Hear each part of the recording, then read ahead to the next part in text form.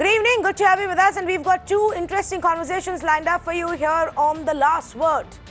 Now, before we talk about the plight of Mumbaikars and government's efforts to cut down more trees in this city, let's turn our attention to a big national story. A new law, rather an amended Motor Vehicles Act, has now been brought into place. You all, I'm sure by now, have heard about it. One of the biggest headlines has been the hefty fines.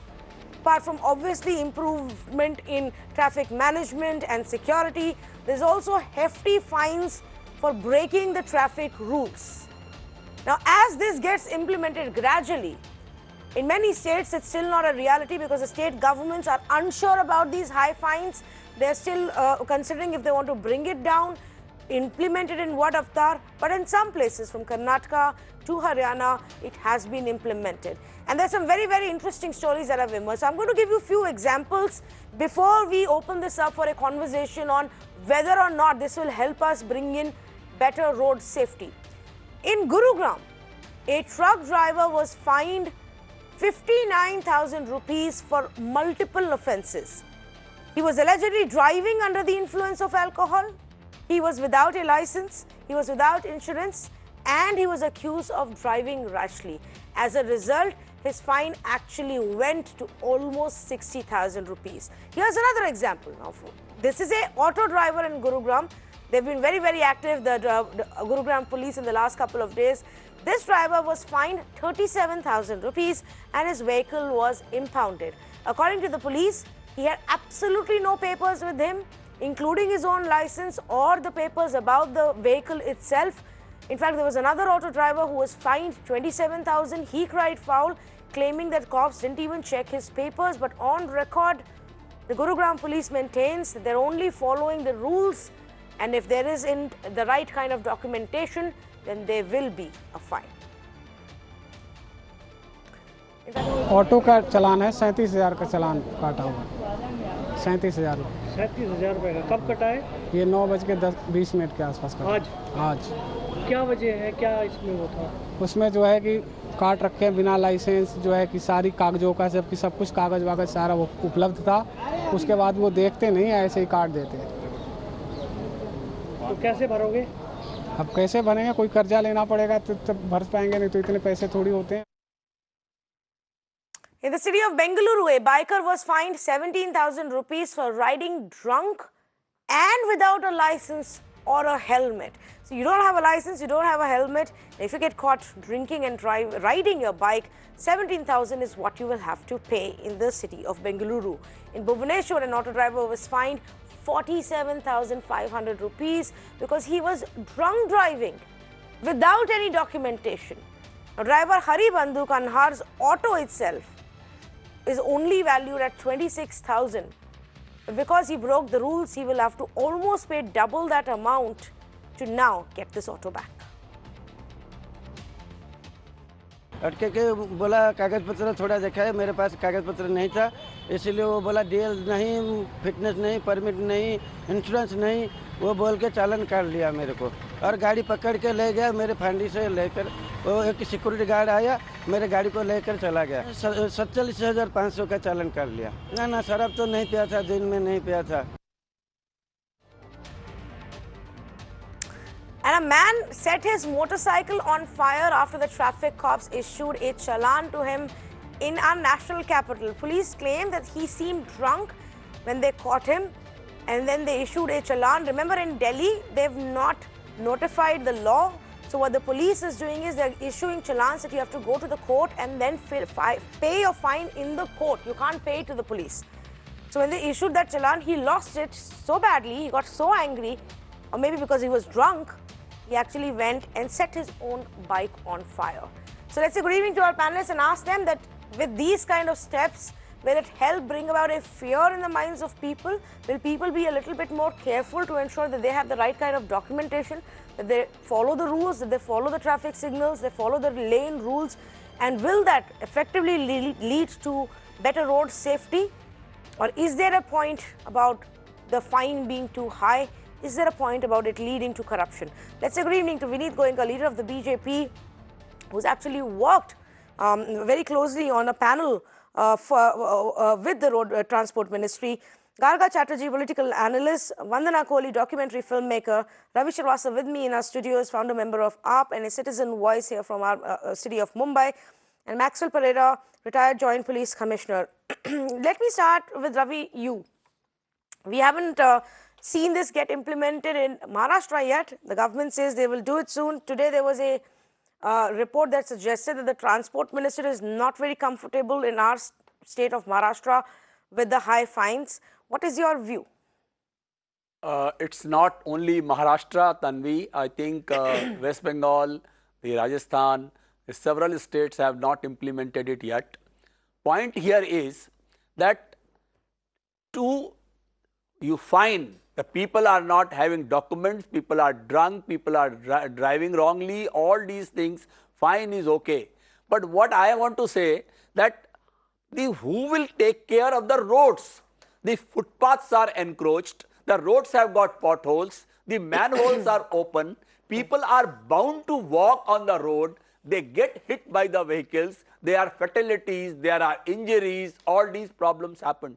So there has to be some accountability on the part of government also that what kind of maintenance of the roads is there and what is the condition of all these things. There are, you travel in UP, you find animals on the road everywhere and they also cause a lot of accidents. So what I am saying is that you implement it, you have it, people should follow the law.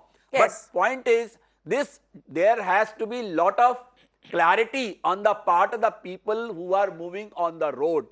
Section 139 clearly states that nobody can be challaned if he can produce these documents within next 15 days.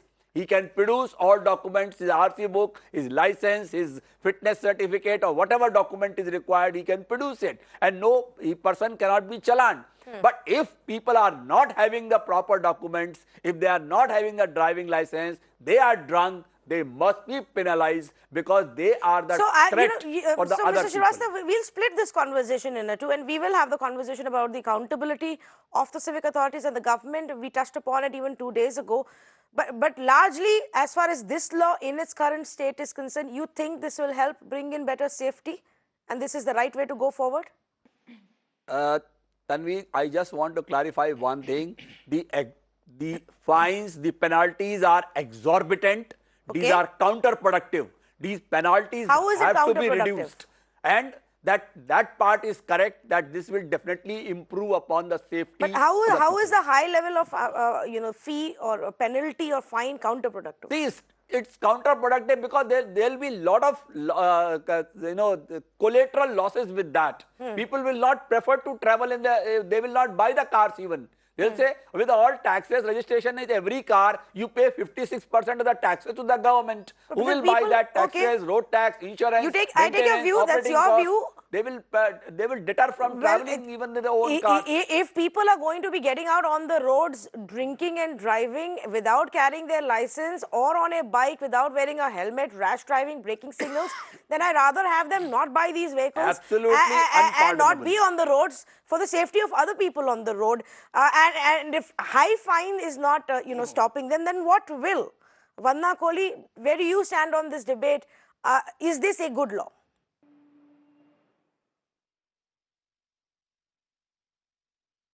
Tanvi, I would agree with what you're saying actually. I think that unless the fines are high, they will not act as a deterrent. The whole point is that there have to be deterrents from people getting drunk and driving without a helmet, driving triple, driving without requisite papers, all over the world. If you commit, for instance, anywhere in Europe, if you commit 3 traffic violations of any kind and your license is punched 3 times, you will never get a license again ever in your life. That is it. So I don't think, my colleague on the panel made a couple of important points which we'll come to later, but I really believe that if that truck driver was driving drunk and he gets, and without any papers, and he was fined 59,000 rupees, I think that's fine, because whenever there's an accident, we're constantly asking, you know, who's responsible, why are the laws not implemented? And if this is going to make the laws more, you know, it's going to make people watch their conduct on the road, then I think this is fine. And at some point we're all going to get into trouble, because we are just not accustomed to driving the way we should be driving and respecting each other on the road. So if this is, I believe this is going to start that process. Yes, people will start thinking twice. Like, I mean, even Ravi Srivastava was saying they'll start thinking about it. They will start being more careful, hopefully. But the other aspect, of course, is, Vineet Goenka, if you want to explain, Ravi Srivastava said that everybody has the right of 15 days to go and furnish the documentation. You should not be taking the fine from them before that. Your response to that?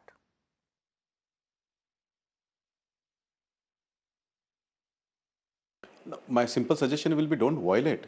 If you don't violate, there is no question of, you know, submitting the document or the fines. Yes, rightly pointed out by Mr. Ravi Srivastava, even the government has to be responsible, whether it is local self-government, state government or the central government, for the conditions of the roads and the payment. But having said so, we all have to push the behavior of every citizen, whether he is a motorist, whether he is a person who is walking, or whether he is a person who is making the road, to the right direction. I think this particular new law, with the new provisions of the penalties, will act as a deterrent. And I hope we have fewer accidents, we have fewer cases of violation. Okay, let me ask Garga Chatterjee. Garga Chatterjee, where do you stand on this debate? West Bengal government says the fines are too high. We will have to relook at all of this. Why? If the fine is too low, people will probably not think twice before breaking the law, because they know they can give $100 and get away. Yeah, unfortunately, such simple logic, common sense logic, does not work in reality. Nowhere in the world provisions of criminal jurisprudence has been shown to show changes in criminal behavior. Rather, actually prosecution has, rather than strange laws. For example, if you have large amount of 50 years of imprisonment, it does not really come down with murder cases or whatever. But that's a different issue. What happens with such high numbers is that it increases bribing. Okay, it typically increases bribing. That is the experience in various parts. Why are we saying this based on experience? Because various states in the Indian Union have various rates of motor vehicle accidents. What does that tell us? It tells us that every state has its own reality, and the motor vehicle laws are based on that reality. It is not that in Delhi and around Delhi and in the central government all the wisdom of the Indian Union resides. In fact, it's quite the opposite. Typically, it is in the states who have some accountability to real lands and real people does this accountability reside. And also wisdom, because they're from the same place. They are natives of that land. They care about that land. Rather so than what is this the wisdom construct like okay, the so let me center, ask you specifically in West Bengal, now, what does the wisdom say? What do wise people say for West Bengal? What should the fines be like? Right. West Bengal at present has a motor vehicles law. You can go through that chart and see the fines. Also, we have a Save Drive, Save Life campaign going on in every street, which has significantly brought down traffic accidents. There has been a data published.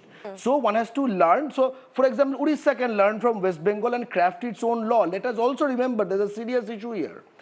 India is not a monarchy. We are not subjects, we are citizens. We cannot have king waking up one day and decide, okay, we will tax our people. Let me remind you, Mr. And Chatterjee, also there exists something called the constitution, yes, within that which there is rhetoric something can called work the in state certain list. kind of debates, Mr. The Chatterjee. union government has no brief. Correct. One minute.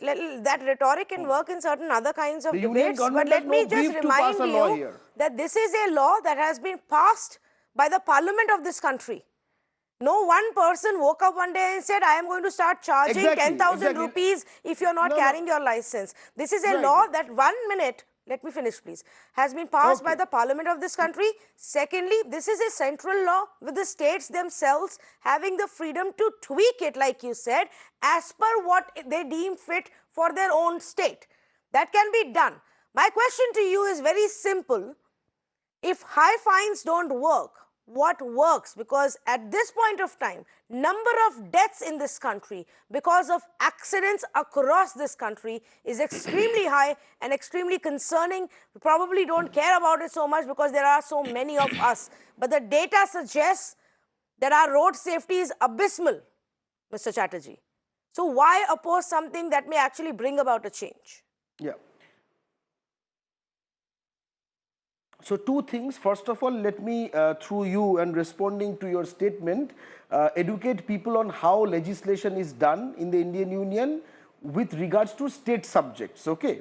First of all, Union government has no prerogative, or rather no brief over state subjects. It is doing something for which it has not been elected. Okay. First of all. Secondly, Parliament passes a law, the law can remain in the Parliament itself, because no state has asked the Parliament to pass this law, and on state subjects, Parliament is not sovereign over states. Let us understand that. It is not on states to tweak something that bosses in thank you for Delhi the have lecture said. in civics. Every state I already said exactly has its that own this is a motor law passed vehicle by the law, Parliament, okay? where the Now let states me have come the to your freedom to second change point. it and implement it. Now, if you're going to, or the government of West Bengal is going to simply oppose any kind of suggestion because it's coming from the central government, that's a different matter altogether. Let me move on and go across to one of my other panelists. I will come back to We you are on this not one. talking We're about going that. in Please, circles let now. us not, let us, We are going around in circles. Of West Bengal. Your point basically is that high fines do not help. Let's create an awareness program to spread awareness to people, because in our country, if you go and tell people that this is bad for you, they actually listen and start following the rules. We've seen that work very well in the last 60 years. Can you give me 30 seconds? 30 seconds I will give you, yes. Give me 30 seconds, please. Yeah, okay. So, if you see, this is not about West Bengal and Delhi, okay.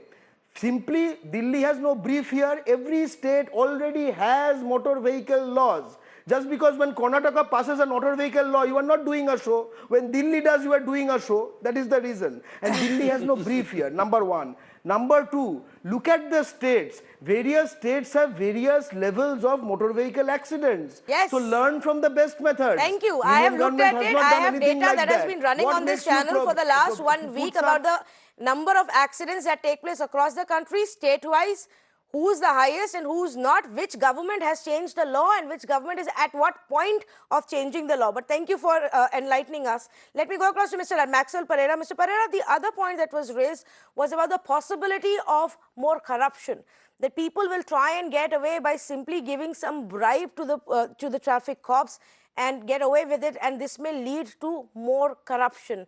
What is your own sense? The temptation for increase in corruption will, of course, be there. But I'm sure the authorities concerned have catered to it. They would have increased their vigilance squads, the surveillance on the public against offering corruption, offering money of a lesser amount, and you know, there is this, it's a human tendency, corruption. But this has been the very reason why the increase in fine had been deferred by the, you know, people who are, the only reason they would give was that traffic police will make more money. Now, nobody is bothered about road safety. Are you bothered? Do you want road safety on the road, or are you bothered about why do you mix the two? That increase in corruption will be there. Okay. The person disciplined, whether he gives money to traffic police or to the government, he is penalized. He is penalized. And definitely this is, I would not accept this, that the corruption will increase. The temptation would be there, really. But definitely the authorities would have catered to that contingency, and want to add they something, would have Tanvi, increased their vigilance squads. Okay. Okay, 30 seconds I'll give you, Ravi Srivastava. Yeah, And I'm yeah, sure yeah. Something Vineet Goenka will want to respond on these points that have been raised. Just to add Mr. Maxwell Pereira's point, that's Yeah. what I'm saying, Yeah. that the law and what percolates down the line to that traffic havaldar, there is an ample of gap in between. Because there the chances to squeeze the person. They will never stand, that traffic havaldar will never stand before that zebra line. He will stand behind the signal and he will jump when somebody has jumped the signal to extract his pound of flesh. So But Mr. Ravi that's the question Srivastava, of educating. I that- get the point, and I know it happens very frequently in most cities, but that still doesn't justify that person who's crossing the zebra line when he's not supposed to. That still doesn't justify the person who's looking out to see if there is a traffic cop hiding or not, or can he jump the signal. The fact is, we should not be jumping signals. Absolutely right. The law should not be broken, but my purpose is that the main aim should be to educate the person so that he does not break the law. Yes, Even if he stands before that zebra line, the person will not jump over. I'm sorry, Will not that cross it. education should have been there before he got the license. Yes. Yes, and through school. That education should have been there before he got the license. He should not come on the road. Absolutely, I agree with you, That sir. is part of your education. But Vineet Goenka, okay, so respond to this. The points that have been raised so far about this debate, the fact that this will lead to more corruption, how will the government ensure that doesn't happen? How will the government ensure that at every signal, wherever there is a traffic cop, he doesn't simply pocket $1,000 and lets a person go who otherwise would have paid 10,000 rupees?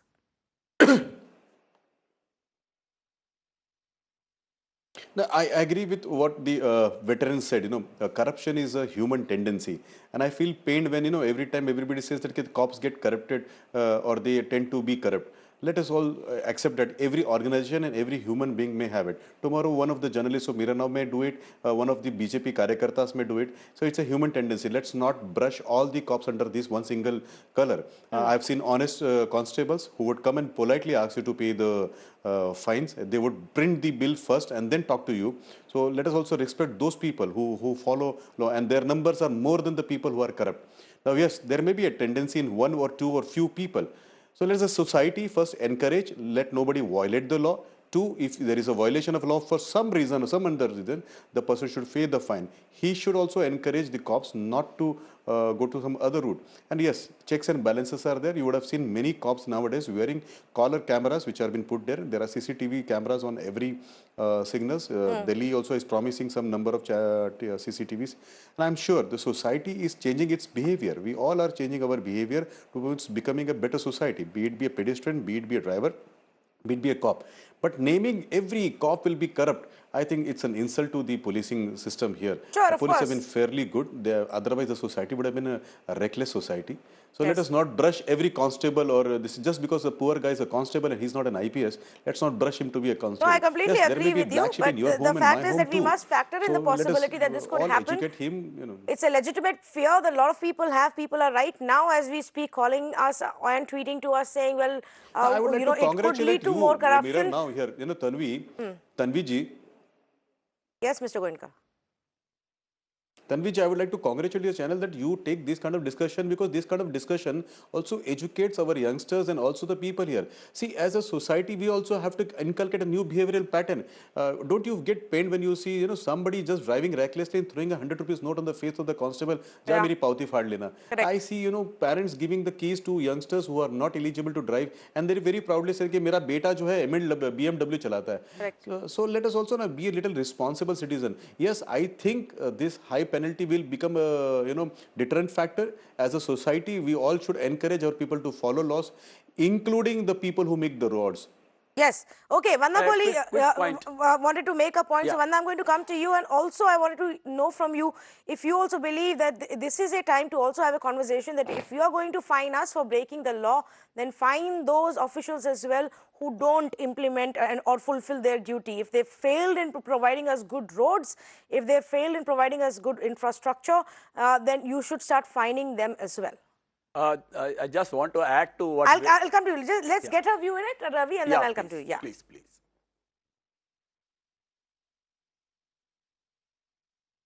Yes, Tanvi. First of all, I agree with Mr. Pereira when he says that corruption is another issue, and the fines acting as a deterrent is a different issue. It will at any point in time deter people. The moment the fines are so high and they believe that now instead of giving 100 rupees, I might have to shell out even 1,000 or 1,500 or 2,000 just so that I don't have to pay 10,000. Even that in itself is a deterrent. So I think that the deterrent has been put in place here. Now, coming to whether the government also and officials also have to be accountable to providing us the proper lanes, proper walkways, proper pedestrian pathways, as somebody said right in the beginning, yes, I would certainly support that. It is very, very difficult to maintain pedestrian etiquette because the pedestrian walkways are either encroached upon or they're just not wide enough.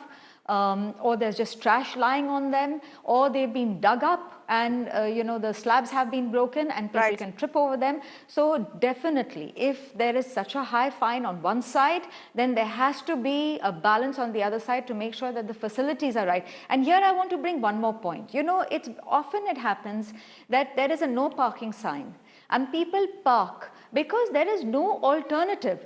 So the cop will come and say, "आप यहाँ park नहीं कर सकते," and then you say, "ठीक है, हम यहाँ park नहीं कर सकते, लेकिन हमें यहाँ जाना है. These are the shops, this is the market or wherever you're going. It's a public place. हम कहाँ park करें?" They say, "हमें पता नहीं है." Now, you see, so that is another problem. There have to be demarcated zones for parking. Yes. Yeah, there have to be, zones. You can't, this answer that hame pata nahi hai is not an alternative, for someone. So that is another major issue that comes up. And one last thing I'd like to say, when there is when discipline is enforced on the road, because the moment you leave home, you hit the road to go to your place of work, the moment you're on the road where there is a certain discipline and you're made conscious of that discipline, you're made responsible for your behavior on the road, believe you me, you carry an essence of it into your work. There have been studies that prove this, that because to have a certain work etiquette, to be able to have a certain focus, to feel responsible towards what you're doing, it usually starts between the journey from home to work. So I think this may be premature for us to see a change like that. Maybe 10 years, 15, 20 years down the line, we may see that. But there are studies that this effect also comes into play at some point. Along with the fact, self-awareness, better civic sense. If I may, Tanvi, a very, very quick point, Yes. I believe apparently in the law itself, there is a provision that says that if a law enforcer breaks the law, then the fine is twice as much. Absolutely, so you're right. That is also accountability for law enforcers. Yes, but that's accountability as far as them breaking the law is concerned, in the sense that if they jump a signal, if they are riding and they don't have a license, then they will have to pay twice the fine.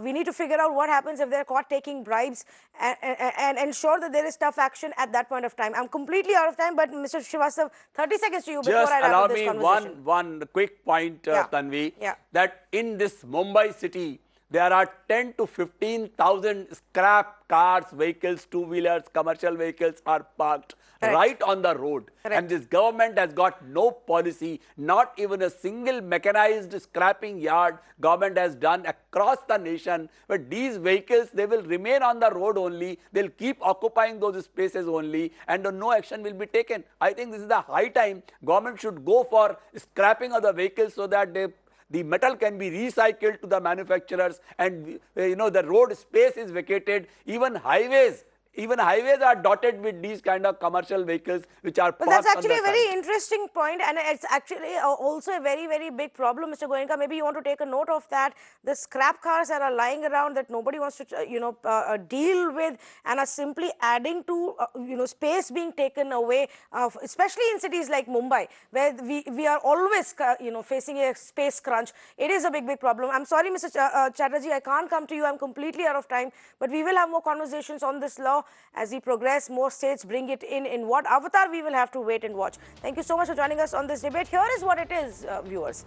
Maybe we should stop complaining about high fines and start following the rules instead. There is absolutely no justification why any of us should be breaking the signal, not following lane rules, not carrying our proper documents, not have a license. There is absolutely no justification why anybody should be driving under the influence of any kind of substance, be it alcohol or anything else. Now, if you do that, then be prepared to pay the fine. Don't say it is going to lead to corruption, because if that means that you will be perhaps one of those people who will be willing to pay the cop, pay him a bribe rather than actually paying the fine. The change begins from you, the citizen. And before we demand accountability from our government, let's ensure that we do what is our own responsibility in changing this country and making it a better place. That's the way the change will actually begin. Thank you so much for joining us on debate number 1. We move on to debate number 2. And this one is about demanding accountability. This one is about telling our government that you need to think twice before you put our lives at risk. Now, all of you know what happened in the city of Mumbai yesterday. It's not the first time that we've seen a heavy downpour. It's not the first time that the city came to a standstill. It's not the first time that we saw flooding in many parts. But it was one of those rare times where the river, that's essentially like a nala rest of the year, started to overflow. The Mithi river was overflowing. Roughly 1,000 to 1,300 people had to be evacuated from those who were living next to this river. In places nearby, there was massive flooding. It has led to deaths. People have fallen in drains, in gutters, have gone missing. Little children have died. That is the reality of what happens in this city every monsoon. So here is my question. Should we not think twice before we initiate any kind of development plan in this country, in this city? Should we not think twice before we chop down 2,700 trees to make a metro car shed?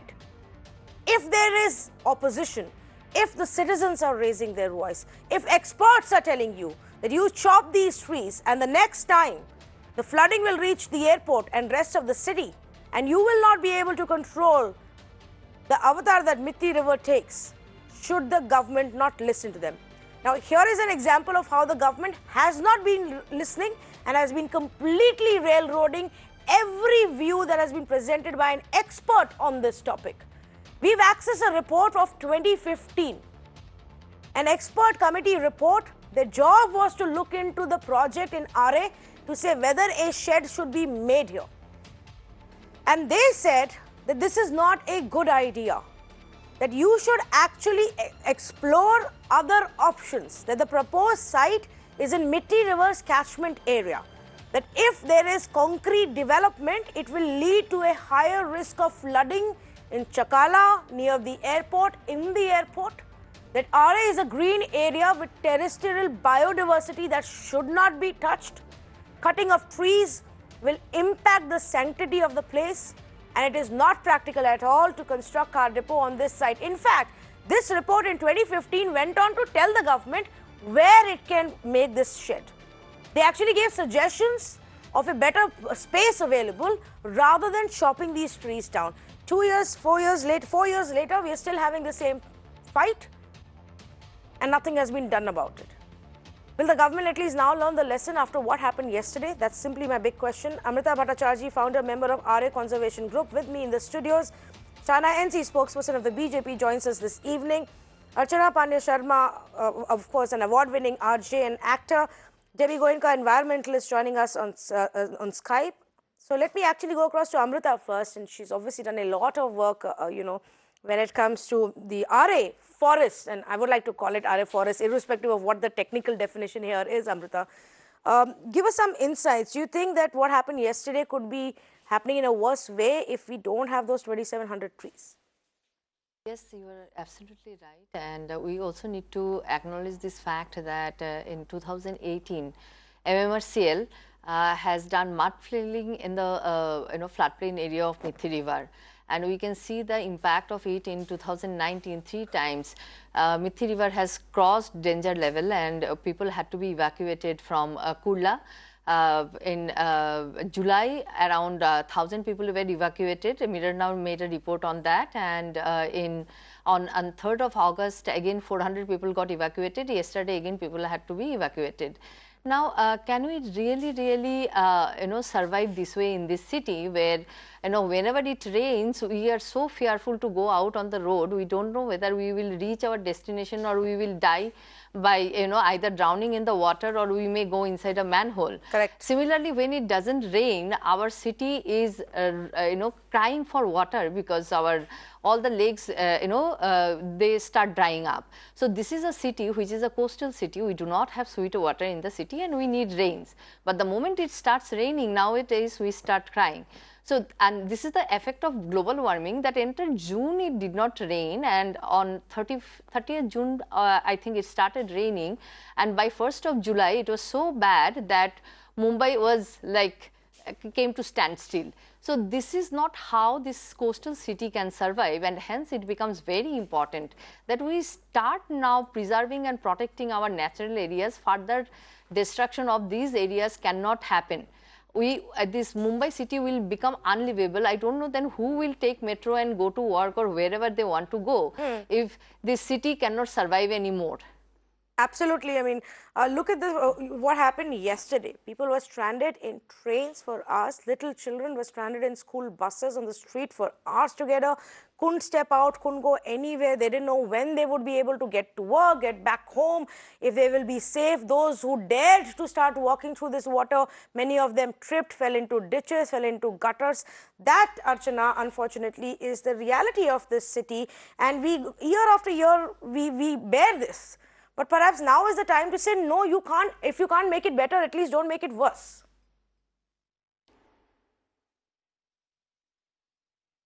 So I always cite the example of New York City. If it's such a bustling city, can have a central park which thrives with a lot of green land and lots of grass and lots of trees, what stops a Mumbai? Apparently, it's not a forest, and thank you for calling it Aarey Forest. I think you're starting a movement right there. Instead of saying save Aarey, let's just start saying save Aarey Forest. But the truth is, you don't have land to walk on. Everything has been concretized. So just imagine if in your bathroom where you're going to take a shower, there is no drainage. There is no earth which can seep in water. Your feet are constantly in touch with tar. It's a bizarre future, and what's even more bizarre is that we refuse to acknowledge that it's a forest simply because we have allowed in the past certain mistakes which very conveniently our current government says the previous government did. Why are we continuing those mistakes? Does a forest cease to be a forest just because somebody made a mistake? Because what is appalling to me is every time you ask somebody that this is a forest, they say this is not a forest. And I want to ask the tree authority, is your job to save the trees or say, let's just pick up this tree and put it somewhere, and we all know uska natija kya hai. The trees never survive. I'm just asking for a piece of land, dharti, jo hum kehte hain na, dharti maa, and we say my country is land. I don't see that land. It's all, everything wants to is in desire of being in progressive mode as opposed to thinking of P for Paryavaran.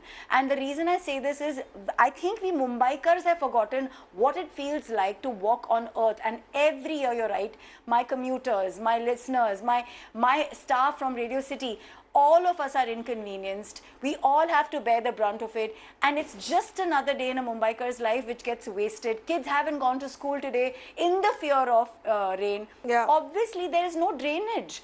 There is no land left to take in that water. Correct. And really, do we need a class in geography which kids teach you? Because I have spoken to the locals in Aarey who say that we are okay if the leopard comes and eats one of our kids because that's his job. But right. we are happy to live in this forest land, and yet we want to bring in more construction there. Right, absolutely. Shana and City, you want to respond to this, please? Because, you know, and it doesn't matter that you say that you will cut down these 2,700 trees and, you know, plant them elsewhere. That will still not help us in the city of Mumbai.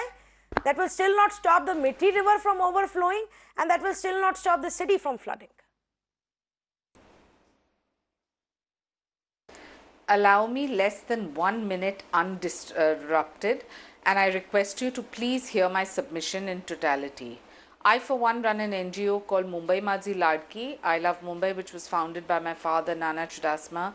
And for 28 years, all he has done is distribute saplings in every nook and corner of this great city of ours, requesting people to realize the importance of planting trees. Of course, the reality is only 35% of those saplings actually survive, and that is a very disheartening fact. Having said that, if we keep that aside, today in Maharashtra, Sudhir Mungantiwar as Forest Minister has planted 33 crore trees across the length and breadth of the state. Today? Now, why do we need for 2% of Aarey to be given up Sorry, to the did development he manage of to the plant metro 3,300? and Sorry, no, can you to just... decongest? I didn't get that number. How many trees in how much time versus how many that have Can been I chopped? just complete my point? Yeah, no, I just wanted to get clarity on what you're saying. No, I said Sudhir Mungantiwar as the forest minister has planted 33 crore trees all across the length and breadth of Maharashtra. That is just one fact. Now, when it comes to the development of the MMRDA or the metro or the coastal roads, we realize that 2% of Aarey, which means 2,700 trees that are going to be axed, 8,100 trees, not saplings, are going to be replanted, and that too with 100% survival rate, which is being monitored by the Honorable Chief Minister's office itself. Now, I do understand that we as Mumbaikars do not want our trees cut. We want to ensure maximum greenery. We do not want to concretize. But if you have this lack of infrastructure, you have fuel emission every single day in and around not just Aarey, but where what we are breathing. If we want to do away with it, it can only happen when development and the environment coexist. Okay. And if you have the metro, which is constructed, which ensures that maximum Mumbaikars here is what are Shanansi, given you've the got kind totally of wrong. facilities which they have not And I been wouldn't want you provided. to mislead And any you of our understand, viewers. we inherited a government I heard you out. I heard you out. I gave you your time. You've presented your facts now. Here are my facts. Sure. Thank you. The report that was submitted in 2015, the opinion of Rakesh Kumar and Shyam Asolekar, the experts who were on that said, Aarey cannot be considered as the singular best site, that Kanjurmarg and Bagbay site should be investigated further, that they believed Kanjurmarg is the first best option and Bagbay is the 1 minute please now. Let me finish this now. The matter is Let me finish this now. Let me finish this now. The courts themselves have BMC said Kanjurmarg Commissioner, cannot. at that point of time, BMC Commissioner on September 5th, 2019 came out and said Kanjurmarg land is owned by private party, and if we want to acquire it, then 5,000 crore will have to be spent on it. Effectively, we are being told that it's all right for this government and this civic body to chop down trees and lead to flooding and destruction of this city than spending 5,000 crore rupees in creating a shed at a place which will be safer and better. Secondly, my question was about, if you chop down trees here and go and plant them elsewhere, are you expecting the residents of Mumbai to go to Lonavala or wherever it is that you are planting these new trees for us to breathe clean air? Is that what the plan is? Debbie Goenka, can you please explain this to our government and our BJP representative, because I have tried that chopping trees in one place and planting them elsewhere is not going to help the environment and ecology of that place that lost the trees. Let's go back to point number one. Is Aarey a forest or not? And the fact that it has not been notified as a forest is a technical distinction. In reality, it is forest land. And the point is that the Supreme Court also realized this way back in 1996, when they realized that all the forests in India were not covered under the definition of forest as per the forest laws. And they said forest should be identified as per the dictionary meaning of forests. This exercise was carried out in Mumbai by a government committee. There were no NGOs on it. And all the forest land that they identified in Mumbai were actually mangroves. They didn't even look at any of the terrestrial forests within the city, including Aarey Mill Colony. And that was purely because of political pressure, and Aarey Mill Colony was not identified as a forest. Second point is that the municipal commissioner has said that 5,000 crore rupees would be spent to acquire the land at Kanjur.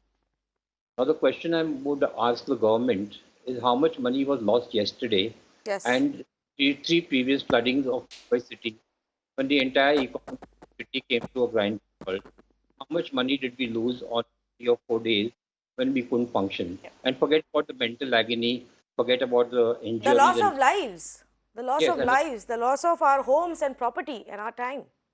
that's right. So, what was the damage that the city suffered, and what is the cost of that, and who's paying for that?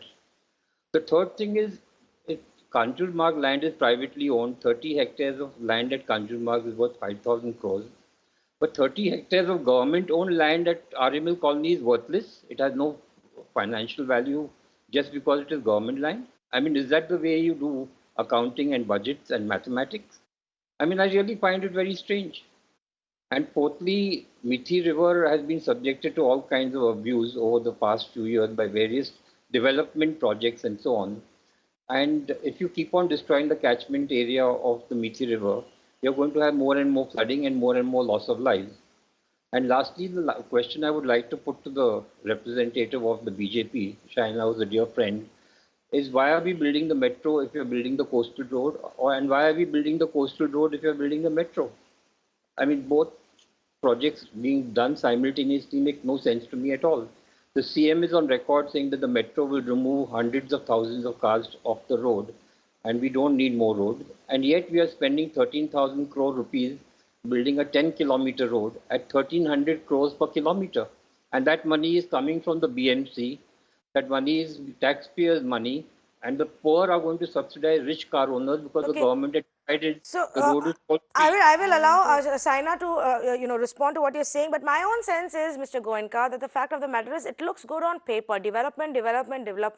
We made the monorail, which doesn't work, where people get stranded every week. We are now going to make a coastal road where the court has had to step in to say, where is your research, where is your background study, what analysis of the impact have you done, and that's now stuck. And now we are pushing forward just railroading through metro because we want to show we are doing development, irrespective of the fact that we don't know what the impact of that will be 15 years from now. But that's my view. Let Shaina respond to what you're asking.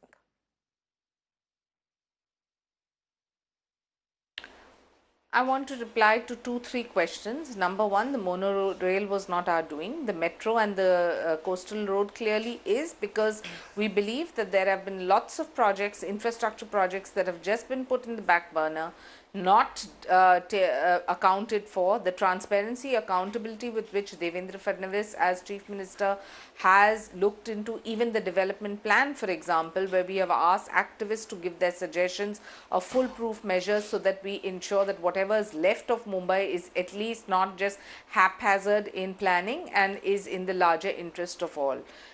Now, the fact is that Kanjurmarg you'll go on about, but there is a litigation and the honorable courts themselves have said that you cannot construct there. If this is the only site where there is for pros and cons, what are the pros, what are the cons? If the larger interest is that we do away with fuel emission and all kinds of hazardous pollutants into the environment, vis-a-vis having a foolproof measure of a metro which facilitates decongestion and at the same time is a long-term measure, then I think so be it. Do understand that in that tree authority there were members of Shiv Sena, of BJP, other political parties, NCP, independents, and the majority voted for this. So it is a majority eventually that is able to determine in a democracy. Out on the streets every day protesting against this. Development and environment can coexist. Of course they can coexist, but when hundreds of people on a daily basis come out, have meetings, if there are committees, if there are experts, environmentalists, activists telling you it's wrong, then I think a bunch of politicians and bureaucrats should not be so arrogant that they refuse to listen to the voice of the people and refuse to listen to the voice of the experts who know this better than you do, because this is their daily job. Yes, Amrita, you wanted to make a point, please go ahead. Exactly. So I also want to ask, Saina ji, is that metro is going to be completely underground. You were talking about removing carbon footprint, and what kind of energy is this underground operations going to consume? I know how much energy will you consume, and is it going to be completely non-conventional, or you are going to burn fossil fuel produce this energy which will be consumed by Metro 3. Now, you keep talking about 2%, 2%, but I am sure you are aware that 165 hectares of land, which is more than 10% of Aarey land, has been denotified from eco-sensitive zone. Yes. And that, was for Metro and allied services. With that, at a Metro Bhavan has been planned. RTO office will be shifted from Dahisar to Aarey. One SRS scheme is coming in Aarey. There is a Tata Power project which is planned in Aarey. So every project finds a place in Aarey. Yes. Now, why Aarey? Is it so that beyond Aarey, government can't find any land, wherein MMRDA has so much land on its own, but they cannot provide this land for their projects? And already, do you deny that people are dying? Land only for development, for large buildings or big factories. Exactly. Year after year, and the government's agenda has become to say, oh, we are going to make this easier for you. We will give you speedy approvals. We will facilitate the money. Let's go and build more. City after city, viewers, is collapsing. One heavy shower, Bengaluru comes to a standstill. Bombay comes to a standstill. Delhi has begun to struggle. Kerala, the entire state for 2 consecutive years has witnessed flooding. And in every single case, take a look at what happens to Chennai every October. Every single case. The reason is the same.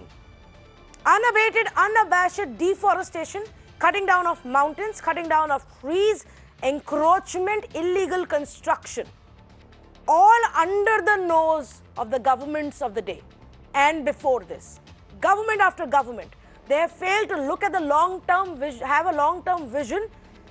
They have failed to protect our environment because it simply looks good on paper to say, look how much of development you've done. It is time for you to raise your voice. It is time for you to step out and say, no, these are our forests, these are our trees, we want clean air, we don't want to drown in monsoons every year. We will not allow you to do this. That is how perhaps the government will finally hear us. Completely out of time, I'm going to thank all of our panelists for joining us on this debate. Thank you so much, viewers, for joining us.